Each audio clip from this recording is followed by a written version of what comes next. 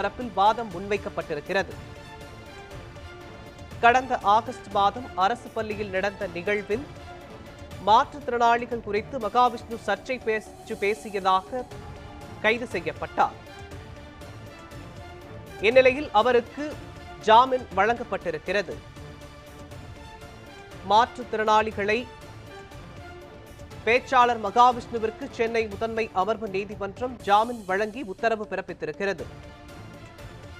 தனது பேச்சை எடிட் செய்து சர்ச்சை உருவாக்கியதாக மகாவிஷ்ணு தரப்பில் முறையீடு செய்யப்பட்டிருந்த நிலையில் முழு பேச்சையும் கேட்காமல் காவல்துறை வழக்கு பதிவு செய்ததாக மகாவிஷ்ணு தரப்பில் வாதம் முன்வைக்கப்பட்டிருந்தது. கடந்த ஆகஸ்ட் மாதம் அரசு பள்ளியில் நடந்த நிகழ்ச்சியில் மாற்றுத்திறனாளிகள் குறித்து மகாவிஷ்ணு சர்ச்சை பேச்சு பேசியதாக அவர் கைது செய்யப்பட்டார்.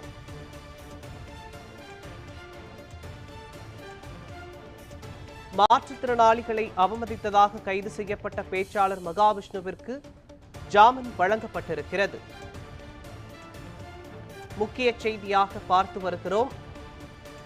சர்ச்சை பேச்சாளர் மகாவிஷ்ணுவிற்கு சென்னை முதன்மை அமர்வு நீதிமன்றம் ஜாமீன் வழங்கியிருக்கிறது.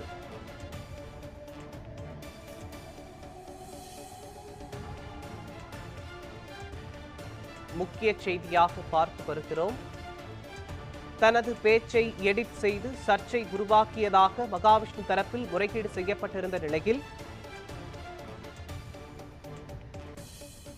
இது பற்றிய மேலும் விவரங்களை வழங்குவதற்காக நமது செய்தியாளர் சாமுவேல் எபினேசர் இணைப்பில் இணைக்கிறார். சாமுவேல் எபினேசர், சர்ச்சை பேச்சாளரான மகாவிஷ்ணுவிற்கு ஜாமீன் வழங்கப்பட்டிருக்கிறது. இது பற்றிய முழுமையான விவரங்களை பதிவு பண்ணுங்க. மோகன், பேச்சாளர் மகாவிஷ்ணு மீது அரசு பள்ளியில் மாணவர்களிடையே சொற்பொழிவு ஆற்றும் பொழுது அங்க இருக்கக்கூடிய அரசு பள்ளி ஆசிரியர் மாற்றுத்திறனாளி ஆசிரியரை சர்ச்சையாக பேசிய விவகாரம் பெரும் பரபரப்பையும் சமூக வலைதளங்கள் பெரும் வைரலாக பரவியதை தொடர்ந்து அவர் மீது வழக்கானது பதிவு செய்யப்பட்டிருந்தது. சைதாப்பேட்டை காவல் நிலையத்தில் வழக்கு பதிவு செய்யப்பட்டிருந்த மகாவிஷ்ணுவை ஆஸ்திரேலியாவிலிருந்து வரவழைத்து காவல்துறையினர் விமான நிலையத்தில் வைத்து கைது செய்திருந்தனர். இந்நிலையில 3 நாட்கள் அதாவது காவலில் எடுத்து விசாரணை மேற்கொண்டிருந்த காவல்துறையினர் மகாவிஷ்ணுவின் ஜாமீன் மனு முதலாக தள்ளுபடி செய்யப்பட்டது. இதைத் தொடர்ந்து அவர் சென்னை உயர்நீதிமன்றத்தில் முதன்மை அமர்வு நீதிமன்றம் இன்று அவருக்கு ஜாமீன் வழங்கி உத்தரவானது பிறப்பிக்கப்பட்டிருக்கிறது.